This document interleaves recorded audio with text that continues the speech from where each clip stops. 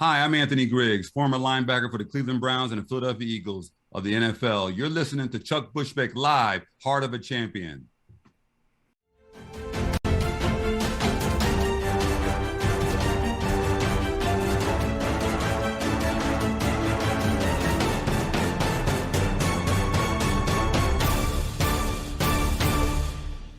And hello, everyone, and welcome to Chuck Bushbeck Live. And we are honored and privileged to bring you Heart of a Champion show from these individuals and groups that clearly make a difference in our lives. I am your host, Chuck Bushbeck, and my producer, Joe Lee, next to me. Bella Di Silvestro has the night off. We have another great show for you tonight, and my guest, former New York Yankee, Milwaukee Brewers pitcher, and very good friend, Adrian Hernandez, also known as El Duquecito, number 65 in your heart. Adrian, how are you? I'm doing good, Chuck. Thank you so much to having me, man. Thank you so much. It's our pleasure, and we're going to talk about the kids you work with now in your baseball camp. But the show is designed for people watching, what makes a champion, and it doesn't necessarily mean you have to win a World Series or you have to win an NFL title or.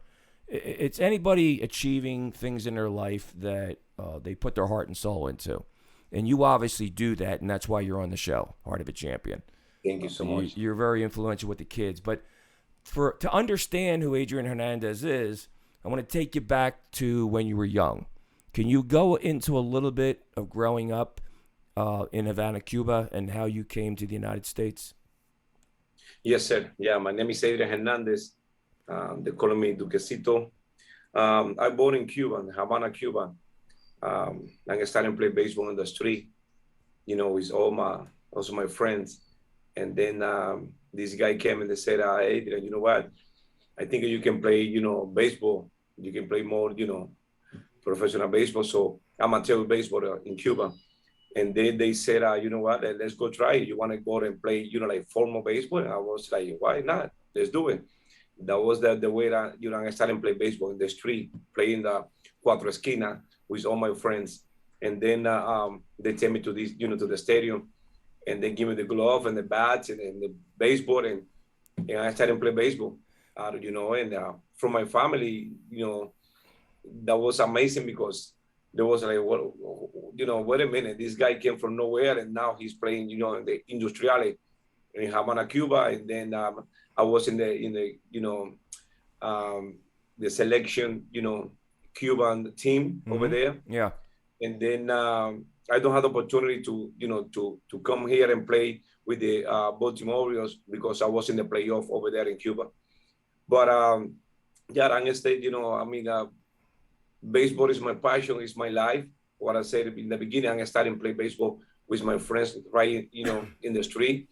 And then I had the opportunity, to show to myself and to all my fans, how far I went. And, it's something amazing. Yeah, I want to talk about that a little bit. What was the influence you had to play baseball over there? Was it something you saw on TV? Was it just that's the sport we play over here? Maybe soccer could be. I know there's boxing, things like that. What made that for you? What brought baseball to your life? Yeah, in Cuba, Shock, we just have two channels on the TV. Only really? Two channels. Channel 6 and Channel 2. In the days when I was over there. Yeah. So I don't have opportunity. I never watching the the MLB baseball. No. Professional baseball ever in my life. I think I think I born with the baseball in my veins because I never watched a professional baseball game in my life, and then it pretty much is that because I don't know where they're coming from. I don't know. Believe me. What was it? Was it a bunch of kids getting together and you had one baseball, one bat? What was the atmosphere growing? And where did you play? We got this little, when we don't have a baseball on the street, we put up, get like a little clothes and we put it together and we put tape around it. And then we started to play card with that. And then we play a taco. We play with, with the leaf or the battle. And with a lot of stuff. When we go down Austin, we find out, but we put it together and we play every day. Every day we never rest. From 8 in the morning to 8 in the night. That's why I believe, I love baseball too much, because I learned baseball in the street, 24/7. I was in the street. So did you have a field to go to, or would you have to play in the street? No, we play on the street, but later on, when they said, okay, you know what, when I was like, I believe like 12, 13 years old, they took me to the stadium, and then I never was a pitcher. I just play infield, right? I mean, I told the kids, hey, hit the ball the harder you can. I was really close, and I get in my knee, and they hitting, and I'm catching, and I was like, how you do that? And I was like, no, I don't know. So the funny story was when I got the opportunity to play with the Yankees, I told Joe Torre, hey, Joe Torre, I can play shortstop too. And he said, don't worry about it, because we got somebody here for for a long time. And that was Derek Jeter. I know you're 4 years with the Jeters, 4 years, and he was still there. I left the Yankees, he was still there. And I was like, oh, thank God, at least I can pitch, When the kids gathered over in Cuba, what were the times like back then? I mean, obviously we're a little bit more advanced now, but have you seen it change between where it is now? Have you been back home, and when you grew up, was it a different time?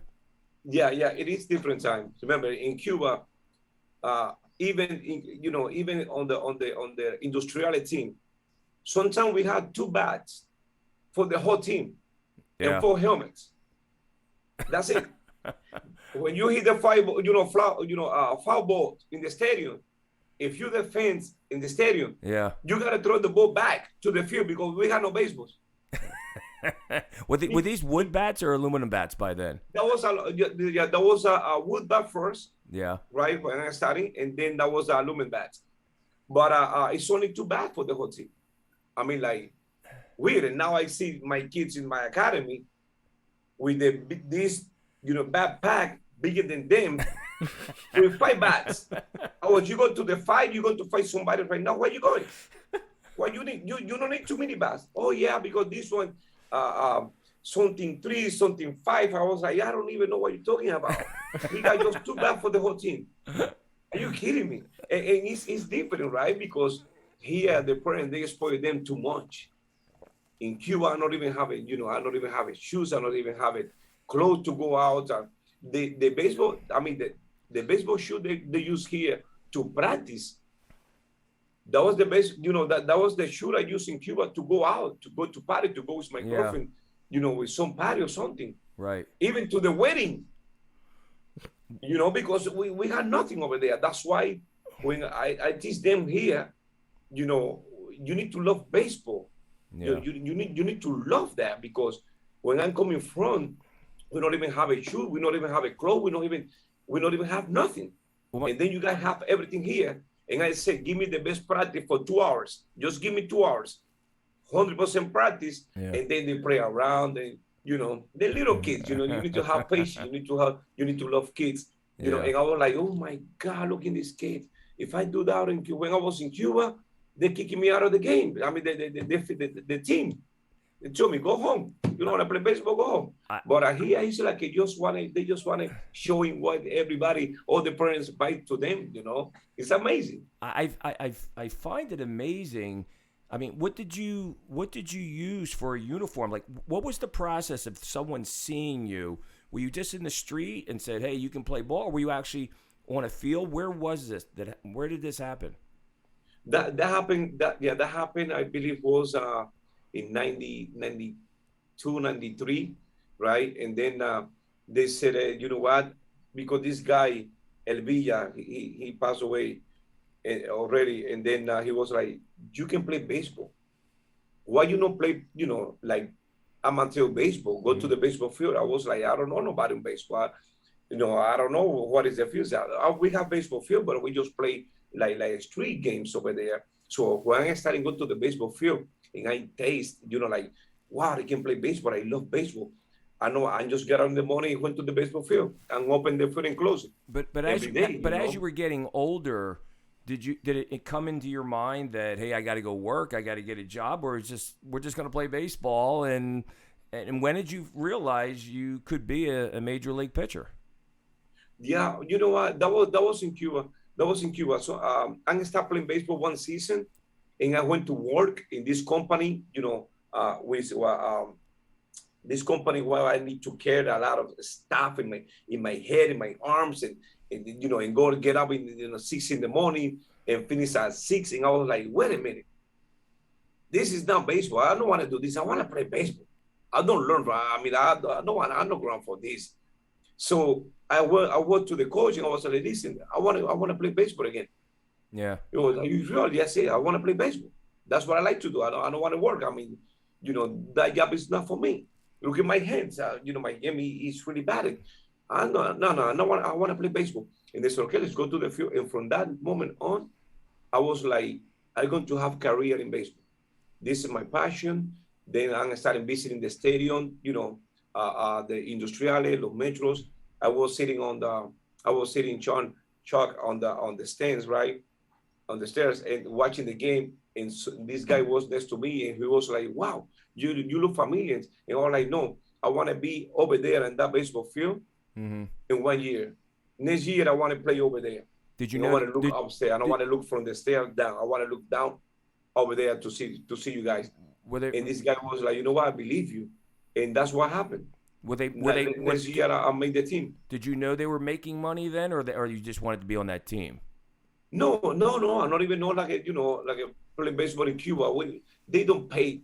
They don't pay in Cuba. When you play baseball because you really love baseball. Yeah. In the time I play, what if they give you? For example, they said, okay, we don't want to pay you to play baseball. Right. You need to have a job, but besides you go to that job, you're going to play baseball, and the job pay you for that. And I was like, oh my God, I love it. I don't need to go to work. I don't want to go work. I want to play baseball. And that's and that's the way we survive over there, Yeah. What growing up, were you from a middle class, poor? Where were your parents or siblings? Were they are they around? Yeah, they around. They around. My dad, my dad, he's in Cuba. He's not that baseball, guy either, a sport guy. My mom supported me, more. Yeah. My family supported me every single time when I made the Industriales team over there in Cuba, in Havana, in the capital. My whole neighbor, I'm pitching every Tuesdays, and the whole neighbor go to see me every single Tuesday night. On the whole entire neighbor, they go in cars and bicycle, but they go there and they supporting me. Wow. And the only baseball player in my neighbor. Yeah. Like amateur baseball on TV and all that. That was them. The whole neighbor. Every Tuesday, I'm pitching every Tuesday. The whole entire neighborhood that was in the stadium. So when you came to the United States, and where did you land, and where did you start playing at in the States? Yeah, when I left Cuba, I went in 2000. What happened was, I'm playing Cuba like 5 seasons, really good. I was there my last year in '99, like St. John pitcher. On the playoff, I went like 5 games in the row on the playoff. And when they made the Cuban national team, they don't take me in that team. They say because they think I wanted the set, and I want to stay in United States. I was like, no, my wife in that moment, she was pregnant for my daughter, so I just want to go over there and make some money and come back here so I can help my family. Right. And then they said no, and they take me out of the list, and then they take me.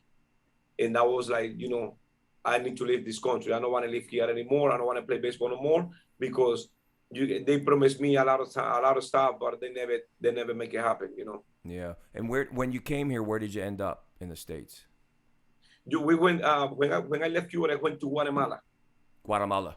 Yeah, I went to Guatemala, Okay. and that's the country, my second country. I love Guatemala. I had the opportunity, in 2019 to meet the president, Jimmy Morales. He invited me to his house because I was the only Cuban player in that moment, got signed in Guatemala and played professional baseball. And they love me over there. I love Guatemala. I mean, like, oh my God, that's my second country. And for me, after that, my first season with the Yankee, I went back over there to give you something back, a lot of, free baseball cleaning and bring a lot of stuff. We went to the hospital. We donate a lot of milk and clothes to the kids, with cancer. We did a lot of beautiful stuff. Yeah. So you eventually you hook up with the New York Yankees, and and your name is El Duquecito, and my understanding from the story, you tell me this is true, is El Duque, you had similar, I don't know if you want to call them crazy mechanics or a lot of legs and arms. Is that accurate? Yeah, that was a similar, why not that Duque. Duque, he's my hero. He's the person I look forward. My brother, my cousin, my mirror, and I think I never going to meet again nobody like Duque. He's the person that really he said I want to do this, and he go get him. And when I got signed with the Yankees, he was there. He told me, we're starting in spring training. We're starting, a spring training at like 9:45. Right. And then I used to live in Tampa, where the spring training, stadium at. Yeah. And then knocking in the door, my house. Hey, well, let's go. We gotta go 7 o'clock. And I was like, what? 7 o'clock? He said, yeah, you gotta go train. I said, why I need to go train? 7. We're starting at 9:40. No, the team is starting at 9:40. You need to start at 7:30 because you're looking for some spot on the team. I'm there already. You need to work. Let's go. And every single time, and thank God, because of Duque, I learned how much I need to love and sacrifice to get what I want, and that happened every single year. So It sounded like he was a big motivational factor to you. Yes. What from coming from Cuba and what you learned over in Cuba, what did you learn in the United States with the New York Yankees or the Milwaukee Brewers? What did you pick up along the way?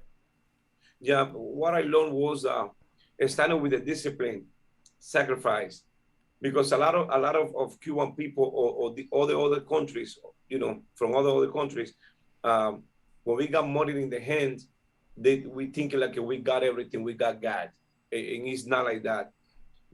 They give you the job for you to prove to them how much you can help the team. Is you cannot think it about you. In Cuba, it's different because in Cuba, I'm playing job because I love it. Mm-hmm. Here, is a real job because they pay me to play baseball to make sure I do what they expect me to do, and that was a big difference. And then what I learned was, the sacrifice. I learned the discipline. I learned how much you need to commit, to the team, to the organization. I mean, I learned a lot of stuff, and I tried, and then I tried to get better and better every single time,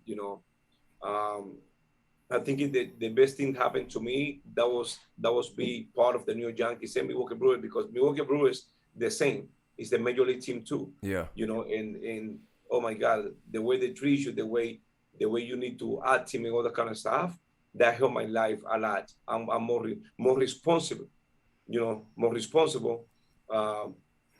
take care more, whatever I got, I take care more. I give you, everything I do with more passion, so I think that's one of the reasons I love too much baseball, because when I see myself when I was in Cuba, right, have nothing, and see it here now, and I can have my house, I make my family, I had the opportunity to show to my baseball player, like little boys, the life, how the life has to be a professional baseball player, right? And then this is the mission I have right now. I mean, God gave me the opportunity to teach, and that's what I go take, forever, because I think I'm enjoying more now what I do with my players, with the kids I'm training, starting with 5 years old and up, than the way when I used to play baseball. It's that passion inside me, and when I try to help one kid who never play baseball, and then in 1 year I see him play with the team and get better and better. Oh my God, this is something like it, that's a blessing. Were you surprised when you came from Havana and you saw the work ethic and the level of play of Major League Baseball? Did you think it was that good, or did you come over with the idea I can do that, or were you kind of like, wow, these guys are really good and I really have to get it together? Yeah, you know what happened, Chuck. I never think when I used to play baseball in Cuba, I was really skinny, really skinny.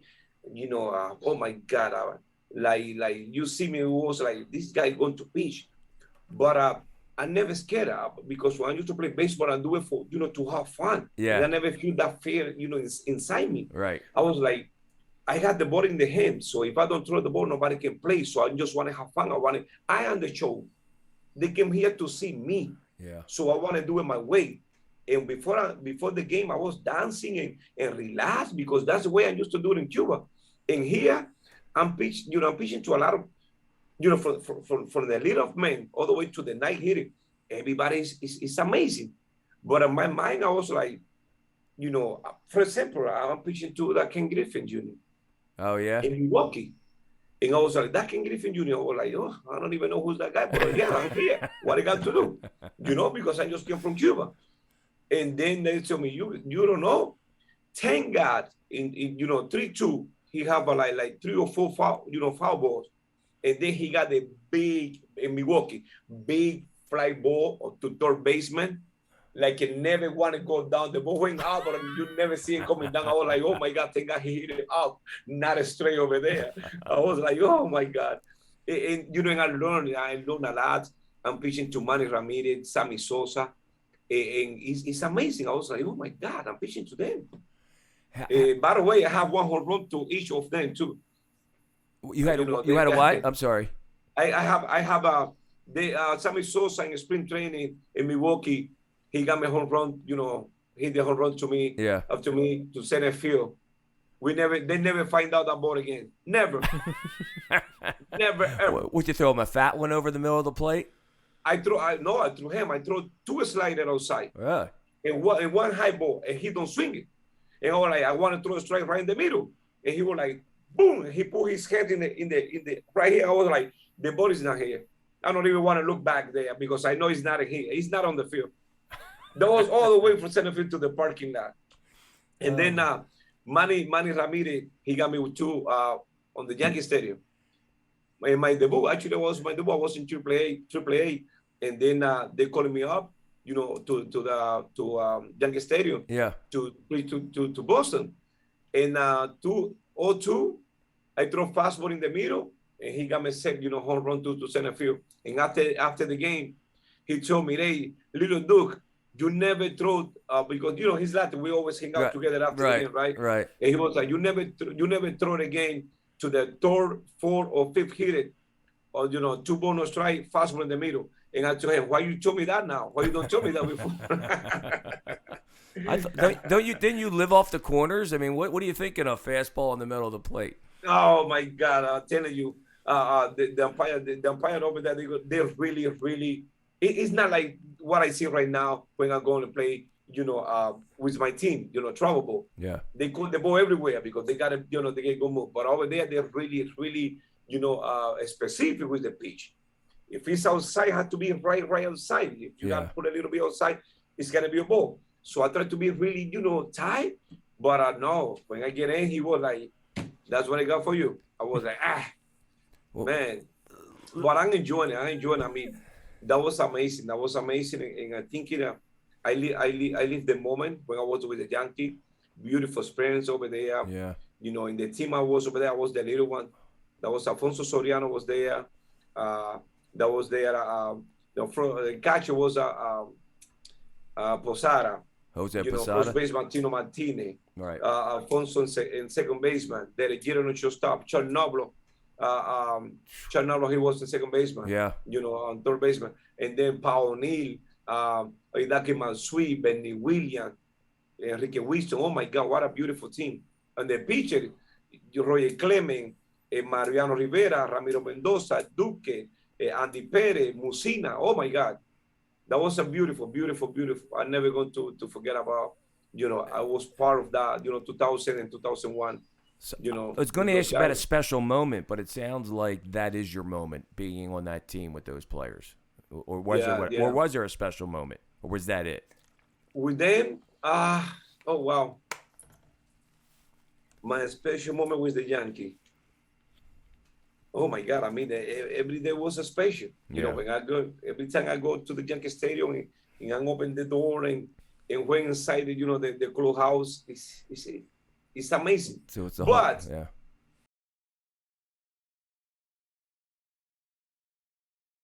On me. they did it for me, to me. Eric Monte, Juan Rivera, um, Brad Nixon, I believe, and then Nick Johnson. That was 4 rookies. They had it all closed, the suit, right? Yeah. And then put it in my. When I finished the game, I went to my locker room, right, and I take a shower to get my clothes. Yeah. That was the hoodie, the hoodies clothes. They You know hoodies, the restaurant hoodies. Yes. That's great. When I was over there, and I was like, "Listen, Joe Torre told me I got to start in the game in Tampa because we travel, from the New. You laughing, you think it is funny, from Kind of is, right? New York, we need to fly to Tampa to play the Tampa Bay. But Joe Torre, after the game, he told me, "Hey, Adrian, get ready because you're going to start in the first game over there in Tampa." I said, "Perfect." I was so excited, everything good. So when I went to get my clothes, all my clothes, I had no clothes, just the hoodie stuff. One little short onto here, like this, really short, and then this little thing onto here, like this, and in orange and white. Oh, stop Right? it! No, come on. And then I was like, and I told Duque, "Listen, I'm not going to do that." And he said, "Listen, you have to do it. You're a rookie." And I was like, "I'm not going to do that. I cannot get, how I can go outside?" And then they had 3 buses that time. One job for the rookies. So everybody, when we went outside the stadium, all the friends is over there asking for autograph. Everybody left, and Roger Clement was, "Hey, rookies, stay here for 20 minutes. You need to sign up autograph." Oh my God.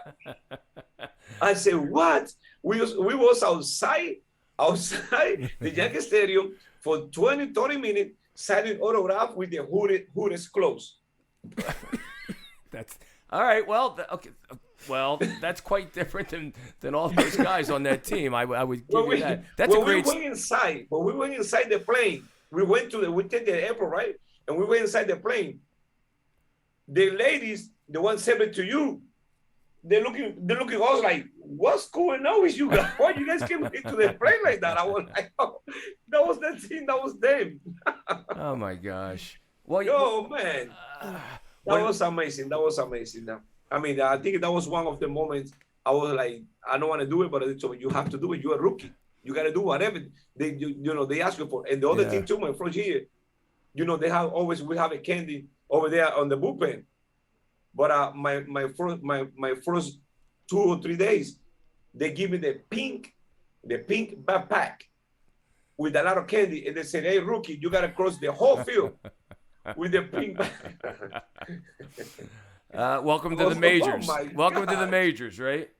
Oh man, but I love it. I mean, that was amazing. That was a really, really good. Danny Martinez, your friend Danny Martinez. Yeah. My compadre. He was my right hand. He was my right hand. Was he? Helping me, back and forth with the New York Yankees. When I just get to Tampa, Florida, the first person I meet, that was Danny Martinez. He's my son godfather, and he's my friend. I mean, I love Danny. I love Danny Martinez. Yeah, he is such a super guy. I spent a couple nights down in Florida, down in Tampa with him. When the things that you learned in the majors, how does that translate into the kids that you're working with now? How do you take not only your work ethic, but what the major league work ethic is, and how do you take that and give it to kids and get the most out of them, but still know that they're kids? What is there a formula you use? Yeah, you know what, Sean? What I told you before, I think God gave me this mission. Yeah. To teach. When I'm teaching kids, I'm teaching with so much passion. When the kids see me every single day, they don't say, hi, coach. No, they're going to give me a hug. Coach Adrian. Because first of all, I love kids. Yeah. I love kids, right? And then I need to teach them the same way I need to train to be a professional baseball player. Yeah. I cannot lie to them. This is my job now, right? But I have to teach them the same way I used to train to be a professional baseball player. And I think that's the more important. If you bring me one kid today and he never played baseball, give me 2 weeks, give me 1 week, and you're going to see that kid throwing the right way, playing catch the right way, hitting the right way, because any possession, not just pitching, any possession. And I love that way. And that's what is, motivate me more to keep teaching, And I think it is the passion, the way I'm doing it. Yeah. That is the key for me. You have to love kids. You need to have patience for the kids. I have kids in my academy. They have, like mental problem, all the stuff. Yeah. And being with me in my academy, it's like a medicine for them. And the parent was like, I don't know if I can put my son, and you can't because he have ADD. And I said, no. I'm more crazy than him. I left my country. I'm crazy. He's not crazy. Give it to me. And I help the kids. And the kids laughing. The kid helped me, and the kid told me, Coach Adrian, I think after my father and my mother and my dad, you are the more important person in my life. I was like, I cried that day. That kid showed me that. Yeah. And come on, it has to be something special. Yeah. And I love it. I think it is the passion. It's the passion, the love you teaching. Yeah. Is the key. For me, it's the key. No, that's clear. What do you think? And you talk to the kids. What do the kids get? I mean, do they? I know you give hugs and things like that. What do you look for the kids to do, not only on the baseball field but off the field? Do you get into that kind of thing, talking about their life and things like that outside baseball? I do. I put them a lot of sample. I talk to them about how was my life in Cuba. Yeah. All my kids know how was my life in Cuba. I have no shoes. I have nothing. Sometimes I don't even have a food to eat. And I explain all the stuff to them. Yeah. So I want them to know exactly who I am as the coach, as the person, as the friend, as the dad. Because I told all my kids, when you on the baseball field with me, I am your dad. I am your mom. Mm-hmm. I am your security guy. I am your coach. I am your friend. I am your daughter. If you get hurt, I got to take care of you. So I want to be all that for you, to you. Feel free, with me. If you got any problem, just tell me. Be comfortable to tell me what's going on, right? And I give it all that comfort because they need to know me. So that way they open more to me. Sometimes they got problem at school, and the parents call me, Coach Adrian, my son have problem at school. I said, give me 5 minutes with him tomorrow. Bring it to me. I'll fix. Boom, done deal. Well, that's it. Yeah, and oh my God, it's amazing. And that's why you're on the show, Heart of a Champion. You have those characteristics. What advice would you give to anyone based on your life that you've experienced as a young kid and also in the majors, now working with youth again? What advice would you give to anyone looking to figure out what their career should be, what they should do with their life, how they should think about it? Any suggestions that we can give out? Yeah, the first thing, my advice, Chuck, is whatever you do it from your heart. Do it because you really want to help somebody. Yeah. If you really want to be a professional, be serious in what you really want to do. Yeah. Don't lie to people. Don't lie to them. Be straight. I mean, like, if you're good. For example, when I'm making teams, right, my 11U team, I have almost like 20 kids, but I'll be honest with the parents and with the kids. And I just pick 12 kids. The only 12, you guys not good enough yet to be on the team. You got to keep working. So I'm going to see you next season. Yeah. I hope you can do this, or come to the academy, keep working hard so I can help you more and you can make the, next season the team. I'll be honest. So my advice, if if somebody want to work with kids, it's not easy. Mm-hmm. You need to love kids. You need to have patience, to the kids. Yeah. Because it's gonna be a lot of you can bring a lot of heart for those kids. You need to have when I'm teaching, I'm not screaming to my kids at all ever. I talk to them, taking it, let's go talk. And that's the way I do it my whole life. Right. In his work, it's working, because when you're screaming to the kids, when you put too much pressure on them, they scare you. Yeah. It's like they feel scared. Yeah. And they're never going to give you 100%.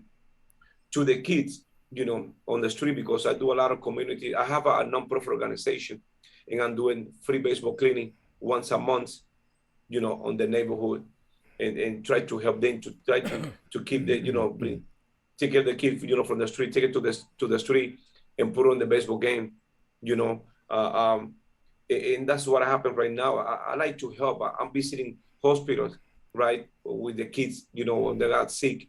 I like to visit them and give you, give you some, how you call it, talk to them. So the way to not give up, to keep doing it. Yeah. I never give up in my dreams, never. And I'm always told my dream with my kids. I used to have a dream, and I make it, I make it happen. I'm here to help to make your dream comes true, right? So, and that's my mission. So my advice is to, whatever you're going to do it with your heart, do it with passion, do it with love, right? And I know 100%. And believe me, first God always first. And I don't think Chuck, it's gonna be any problem.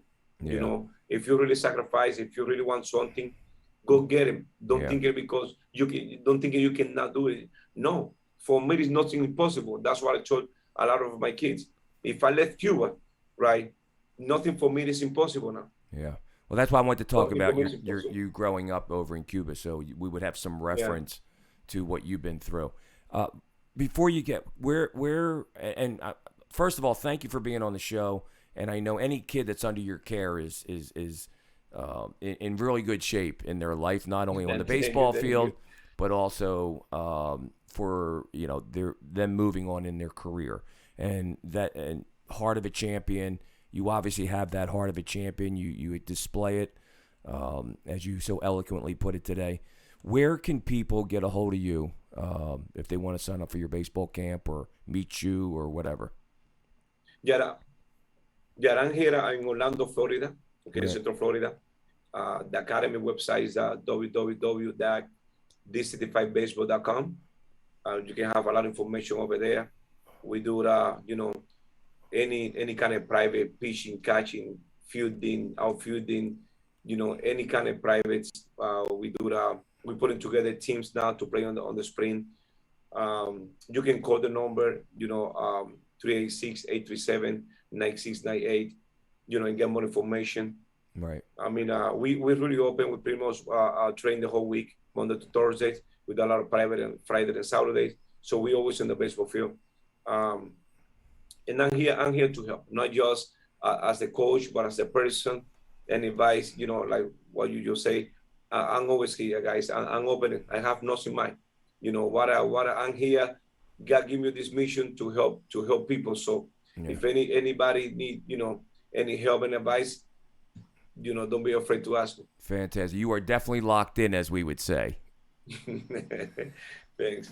Thanks for being on the show. And that'll do it for today. I would like to thank my guests, Adrian Hernandez, El Duquecito, #65, for coming on the show. For my producer, Joe Lee, my executive producers, Jim Sims, CJ DeRoma, I'm Chuck Bushbeck. Thank you all for watching Chuck Bushbeck Live, Heart of a Champion. Be sure to subscribe to our YouTube page and consider supporting us on Patreon at the link in the description. Thanks again for watching, and we'll see you next time. Thank you, Adrian. Thank you so Great much. to see you, sir. Thank you, everybody. All right. Thank you for having me. All right. Talk to you soon. Bye-bye. Bye-bye.